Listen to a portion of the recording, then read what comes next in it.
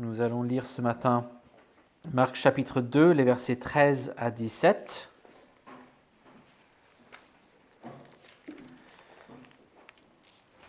Et c'est à la page 1117 dans les Bibles de l'Église. 1117. Marc 2, chapitre 2, versets 13 à 17. Mais avant de lire, nous voulons prier. Donc, prions notre Dieu pour demander son aide. Notre Père, nous te remercions pour ta parole. Nous reconnaissons que ta voix est puissante. Ta voix retentit sur les eaux. Tu fais gronder le tonnerre. Tu es sur les grandes eaux. Tu fais jaillir des flammes de feu.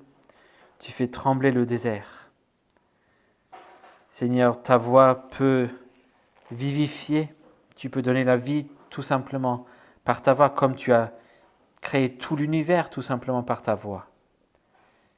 Et nous prions, Seigneur, que tu nous donnes de la vie nouvelle par l'Esprit, par cette parole, et que tu soutiennes ceux qui sont déjà à toi, que tu nous nourrisses par cette parole.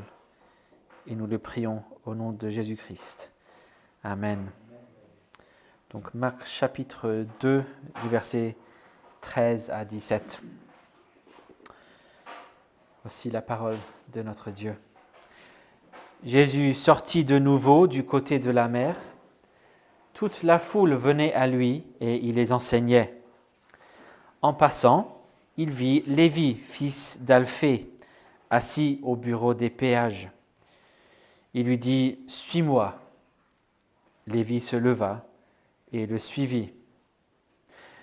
Comme Jésus était à table dans la maison de Lévi, beaucoup de péagers et de pêcheurs avaient pris place avec lui et avec ses disciples, car ils étaient nombreux et ils le suivaient. Les scribes du parti des pharisiens, le voyant manger avec des péagers et des pêcheurs, dirent à ses disciples « Pourquoi mange-t-il avec des péagers et les pêcheurs ?» Jésus, qui avait entendu, leur dit « Ce ne sont pas les bien portants qui ont besoin d'un médecin, mais les malades. Je ne suis pas venu pour rappeler des justes, mais des pécheurs. » L'herbe sèche, la fleur se fane, mais la parole de notre Dieu subsistera éternellement. Parmi les questions que posent des gens pour briser la glace, pour mieux connaître quelqu'un, c'est la question classique de qui on aimerait inviter à dîner chez soi, si on pouvait inventer absolument qui on veut. Certains citeraient des héros politiques, des grands chefs dans l'histoire du monde, d'autres des artistes peut-être, des écrivains, des compositeurs, d'autres des philosophes, même pour certains des théologiens, des grands penseurs, d'autres peut-être des membres de leur famille, leurs proches, des amis, peut-être des ancêtres. En tout cas, nous voyons dans ce passage ce matin une réponse que donnerait Jésus à cette question. Et en voyant cela, nous allons voir comment Jésus s'implique dans la vie des gens. On pourrait même peut-être dire comment il s'incruste dans la vie des gens. On a vu il y a quelques semaines qu'il a expliqué à ses disciples que son ministère, sa mission, c'est un ministère d'enseignement, de proclamation. Que même s'il fait des miracles, des guérisons, etc., même des exorcismes, tout cela sert un but supérieur. On le voit confirmé dans notre texte, n'est-ce pas ? Donc au verset 13, Jésus se promène à côté du lac et la foule le suit et donc il se met à les enseigner. La semaine dernière, dans le contexte d'une guérison, justement, il a démontré que le problème principal de toute personne, c'est le péché. Avant de guérir, elle a dit « tu es pardonné ». Le problème principal, c'est notre rébellion contre Dieu. On a tous d'autres problèmes, certes, des circonstances, des conditions difficiles, même pénibles, mais le problème principal qu'on a à résoudre, c'est le péché. Et on voit aujourd'hui la suite de cet épisode à Capernaum. Il sort de cette maison et Jésus développe cette leçon qu'il a enseignée de manière très importante. D'une manière que l'on a tous, dans l'Église comme dans le monde, tendance à oublier même. Une façon assez simple de résumer le message de l'Évangile serait « Jésus sauve ». Jésus sauve. Il y a 5 ou 6 ans, en région parisienne, on a commencé à constater quelque chose de nouveau dans le graffiti qu'on voyait partout dans la ville. Chaque graffeur a ce qu'on appelle son propre tag. Mais en novembre 2018, on a commencé à constater un nouveau tag qui apparaissait partout. Et c'était très différent de tous les autres tags que l'on voit dans les rues. C'était tout simplement les mots « Jésus sauve » et point d'exclamation. C'était vraiment partout. J'y habitais à l'époque et on voyait « Jésus sauve » partout dans la ville. En petit sur des boîtes à lettres, en grand sur les ponts et des murs, vraiment partout. Tout le monde se demandait et discutait d'où pourraient venir ces tags mystérieux et pourquoi. Une des théories, c'était qu'il s'agissait en fait d'un avocat dont le nom de famille était Jésus, Maître Jésus, qui avait justement représenté et défendu plusieurs graffeurs et taggeurs devant les tribunaux. Mais ce n'était pas ça. On a fini par découvrir qu'il s'agissait bel et bien de Jésus qui sauve. Le graffeur, c'était un homme qui avait fait beaucoup de graffiti par le passé, mais qui s'était converti au christianisme dans un milieu plutôt charismatique, pour ne pas dire une église de l'évangile de prospérité, et qui n'avait pas encore trop réfléchi, ou en tout cas pas trop appliqué, ce que dit la Bible concernant le respect et l'obéissance que l'on doit aux autorités civiles. De toute façon, il a arrêté après quelques mois. Mais pendant quelques mois, les Parisiens et les Franciliens voyaient vraiment partout ce message « Jésus sauve ». Et même si on ne peut pas du tout soutenir la méthode, le moyen employé pour partager le message même est juste. Jésus sauve. Et nous voyons dans le passage sous nos yeux ce matin quelques leçons qui nous aident à mieux comprendre ce message. Nous allons constater 4 choses en particulier ce matin concernant le fait que Jésus sauve. Notons dans un premier temps comment Jésus sauve. Comment Jésus sauve. Comme on a noté tout à l'heure, il est sorti au bord du lac et il y a une foule autour de lui et il les enseigne. Ce n'est pas juste un philosophe dans sa tour d'ivoire, un penseur qui publiait des idées ésotériques. Il allait parmi les gens et cherchait à communiquer aux gens ordinaires.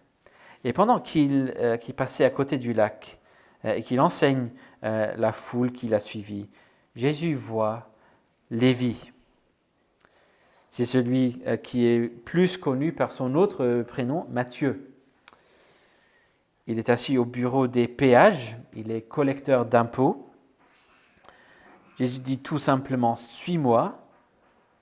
Il se lève et le suit. On a affaire ici à une voix puissante, une voix qui prend le premier pas aussi. J.C. Ryle, l'évêque anglican du XIXe siècle, note ici, je cite, « C'est une vérité profondément importante. Sans un appel divin, personne ne peut être sauvé. Tellement nous sommes sombrés dans le péché et liés au monde que nous ne nous tournions jamais à Dieu pour chercher le salut s'il ne nous appelle en premier par sa grâce. Dieu doit parler à nos cœurs par son esprit avant que nous puissions jamais lui parler. » Fin de citation. Si Jésus veut sauver quelqu'un, s'il veut appeler quelqu'un, c'est-à-dire en termes de ce que notre petit catéchisme de Westminster appelle l'appel efficace, c'est la question qu'on a dans la réflexion dans le début de nos livres cette semaine, alors il va sauver cette personne, il va le sauver, il va la sauver, il va l'appeler efficacement s'il veut. Comme Paul le dit dans Éphésiens 2, à part l'œuvre de Dieu, nous sommes morts. Et bien évidemment, un mort ne peut rien faire. Mais l'Esprit donne la vie. Lorsque la parole de Dieu nous est annoncée, s'il veut, l'Esprit accompagne cette parole. Il convainc tel ou tel auditeur qu'il est dans l'état de péché et de misère dont on est tous nés. Il illumine son esprit dans la connaissance de Christ. La personne voit la gloire, la beauté de Jésus. Il comprend le message, elle comprend l'évangile. Et l'Esprit renouvelle sa volonté. Il persuade cette personne. Il la rend capable d'embrasser Jésus-Christ qui lui est proposé librement dans l'Évangile, dans le langage du catéchisme.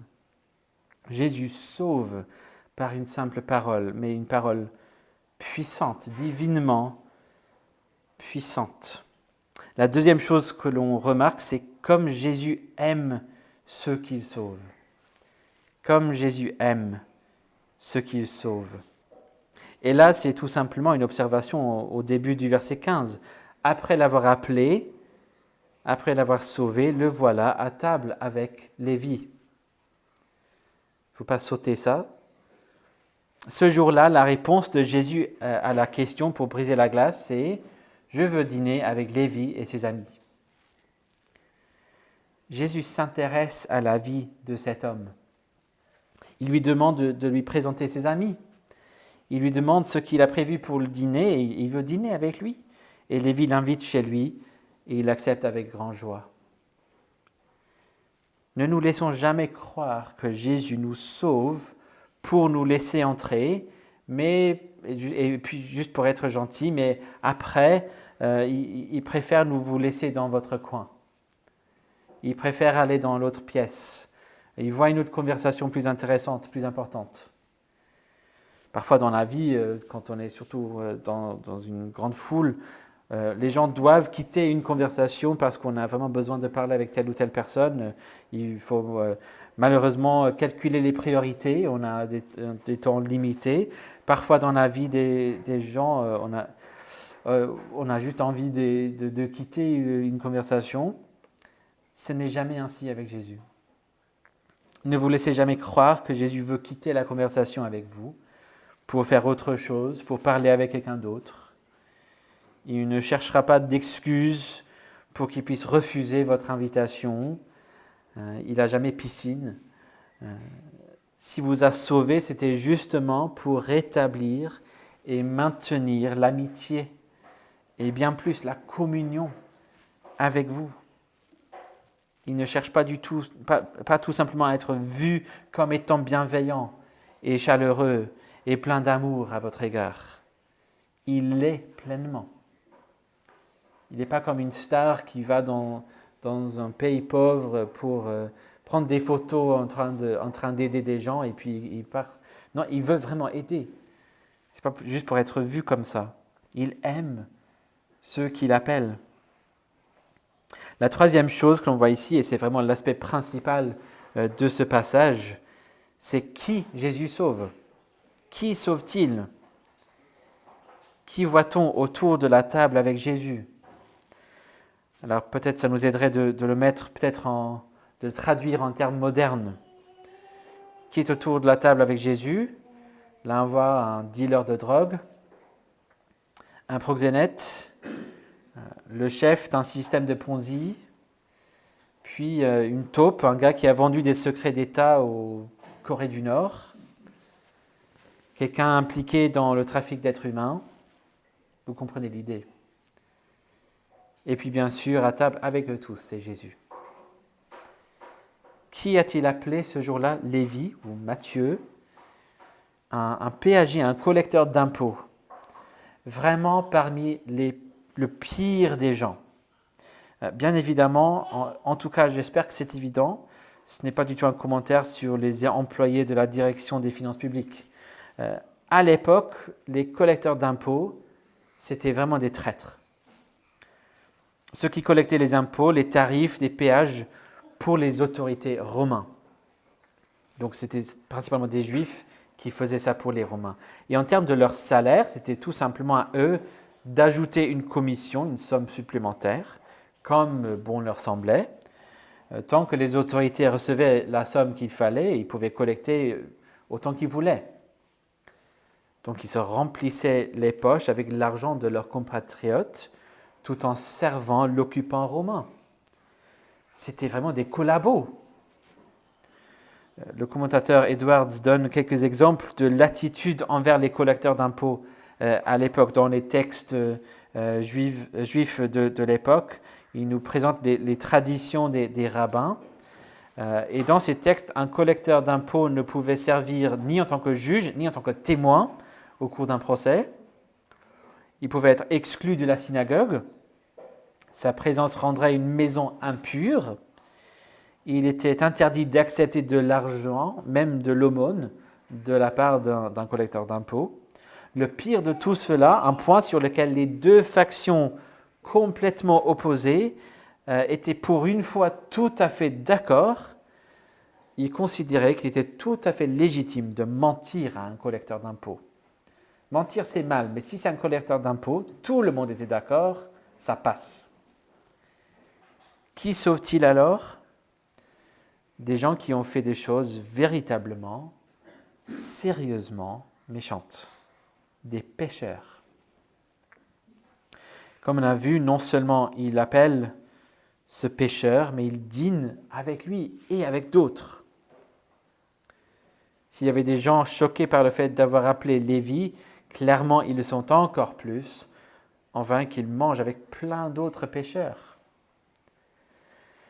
Alors clairement, les Écritures parlent beaucoup de l'importance de la sainteté, de la piété, le fait de méditer la loi de Dieu et de l'obéir, bien sûr. La sainteté de Dieu est véritable. Le péché, c'est une réalité et c'est mal. Mais comme c'est le cas avec toutes les lois que nous trouvons dans la Bible, les scribes de l'époque, surtout ceux des pharisiens, prenaient les lois et les règles et mettaient tout l'accent sur le fait de garder ces préceptes sans comprendre l'esprit derrière ces lois et surtout pas le Dieu derrière ces lois. Voici donc une citation d'un rabbin qu'on trouve dans le Mishnah. Je cite, « Celui qui étudie la Torah de manière désintéressée mérite de grandes récompenses. Plus que cela, le monde entier n'existe que pour lui. Il est qualifié d'ami, de bien-aimé. Il aime Dieu et les créatures. Il réjouit Dieu et les créatures. La Torah lui confère humilité et crainte de Dieu. Elle l'investit de rectitude, droiture et probité. Elle le tient à l'écart de la faute et lui procure du mérite. On jouit de ses conseils et de sa sagacité, de son intelligence et de sa force. » Fin de citation. Ces gens qui observaient la loi, ils méritaient l'amour de Dieu, ils méritaient la justice. Et voici Jésus qui mange avec des péagers et des pécheurs. N'a-t-il pas honte ? Réfléchissons un instant. Que fait Jésus par le fait de manger, non seulement avec Lévi, mais avec d'autres pécheurs aussi ? Il montre, n'est-ce pas, que Lévi n'était pas une exception. Ce n'est pas un citoyen de seconde classe dans le royaume. Le royaume, c'est pour lui et pour des gens comme lui, pour des collabos, pour des pécheurs. N'oublions pas qu'il s'agit ici non pas d'un homme qui a eu le droit de suivre Jésus, d'entrer dans le royaume, mais pour trouver une place dans un coin quelque part. On a ici pas moins qu'un apôtre, Lévi, Matthieu, est devenu apôtre, auteur d'un livre de la Bible. Il fait partie du fondement même de l'Église sous la Nouvelle Alliance. Si nous confessons, comme nous allons faire, que nous croyons une Église apostolique, c'est une Église fondée sur le ministère des gens comme Lévi. Et si ce n'était pas suffisamment clair, Jésus explique les choses explicitement, verset 17. « Je ne suis pas venu appeler des justes, mais des pécheurs. » Voulez-vous faire partie de l'Église ? Voici un critère essentiel. Êtes-vous pécheur ? C'est-à-dire, reconnaissez-vous que vous êtes pécheur ? Êtes-vous prêt à admettre que vous êtes pécheur ? Parce que, soyons clairs, ce critère n'exclut personne en vérité. Personne ne peut dire en toute honnêteté Ah, dommage, j'aurais bien aimé, mais je ne suis pas pécheur, donc tant pis. Il y a énormément de gens qui le disent, pas explicitement peut-être, mais qui ils font comme si, mais d'une manière ou d'une autre. Mais ils le pensent, ils agissent comme si c'était vrai, mais personne ne peut le dire honnêtement. Êtes-vous pécheur? Alors si oui, Jésus est venu pour vous. C'est ce qu'il dit noir sur blanc ici. Ce n'est pas, je fais une exception pour des pécheurs. Je suis venu pour les pécheurs. Il y a une phrase que j'aime bien de la part de Cornelia ten Boom, Corrie ten Boom comme on l'appelait, une femme néerlandaise, avec sa famille dans la ville de Haarlem, aux Pays-Bas. Ils ont caché des Juifs dans leur maison pendant la Deuxième Guerre mondiale. Ils ont sauvé des centaines de vies. Ils ont fini par être découverts, toute la famille. Mais ils n'avaient pas trouvé les Juifs cachés, ils avaient trouvé juste la famille. Son père est décédé en prison avant même de pouvoir être transporté dans un camp. Corrie est allé avec sa sœur Betsy au camp de Ravensbrück. Betsy était une femme vraiment pieuse et joyeuse en toutes circonstances, même dans un camp de concentration. Elle voyait le positif, les bénédictions de Dieu en toutes choses. Corrie, comme on peut bien l'imaginer, a connu des luttes et des questions et elle a dû beaucoup apprendre de la part de sa sœur. Betsy est décédée au camp de concentration. Corrie a été libérée. Elle a découvert plus tard qu'il s'agissait en fait d'une erreur administrative.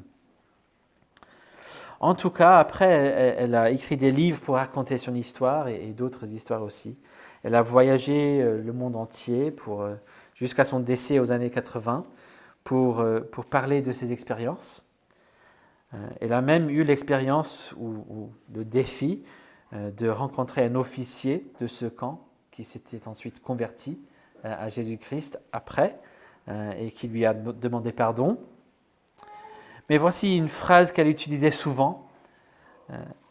Aucune fosse n'est si profonde que Dieu ne soit encore plus profond.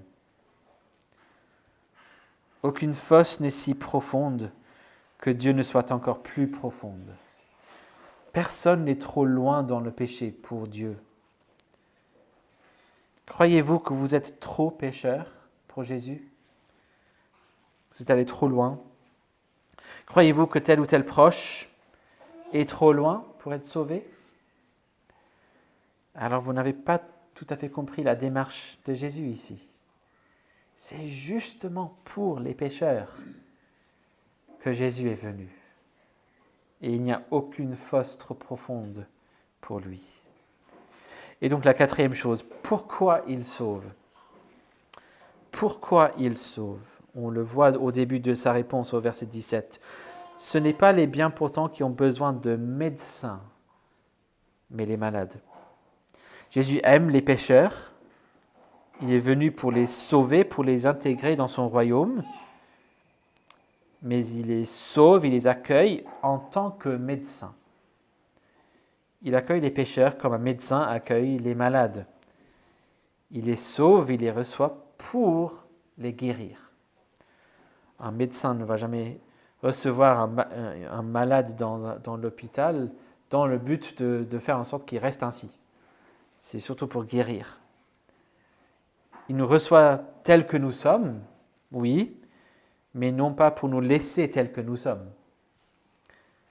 On a vu avec le lépreux que Jésus a rencontré à la fin du premier chapitre, que Jésus l'a touché, ce qui ne se faisait absolument pas, bien sûr, mais dans ce cas-là, c'était la pureté de Jésus qui était le plus contagieux, et non pas la lèpre.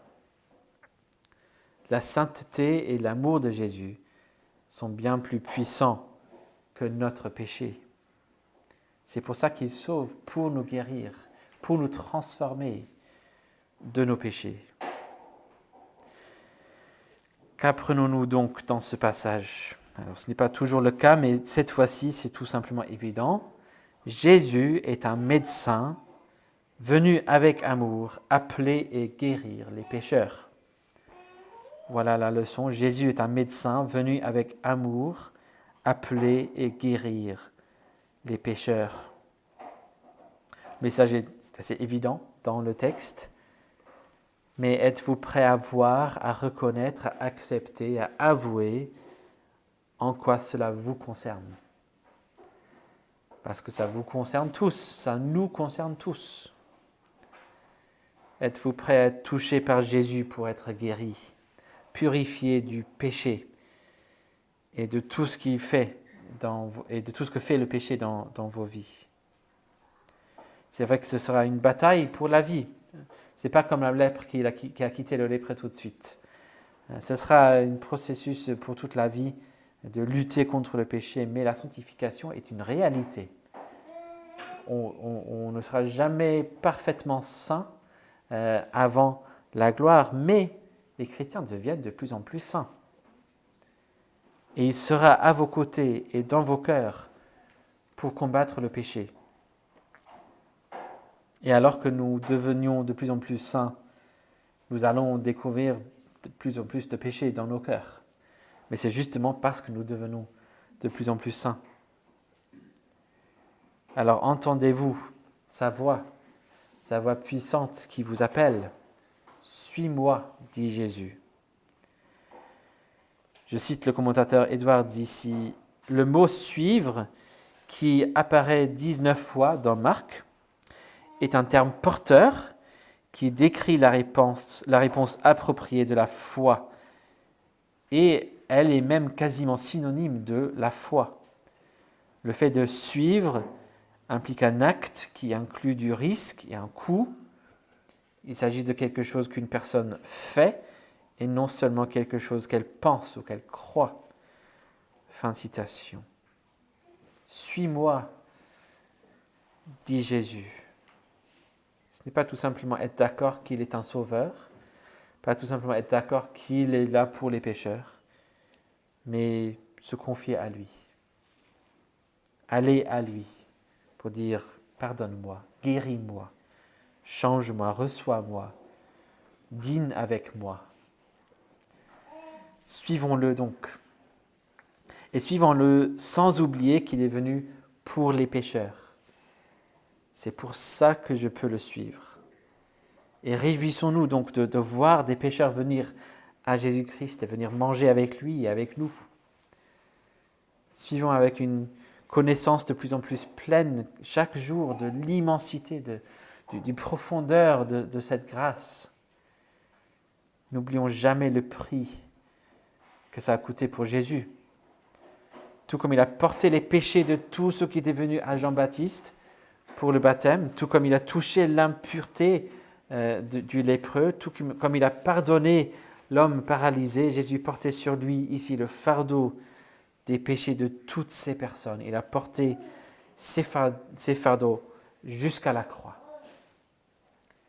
Toutes ces maladies morales, même la pire, quel que soit le péché que vous imaginez comme étant le pire, il est venu pour les guérir, pour tous ceux qui viennent à lui, pour le suivre, pour mettre leur foi en lui, pour se confier entièrement à lui, parce qu'il a souffert pour ça lui-même.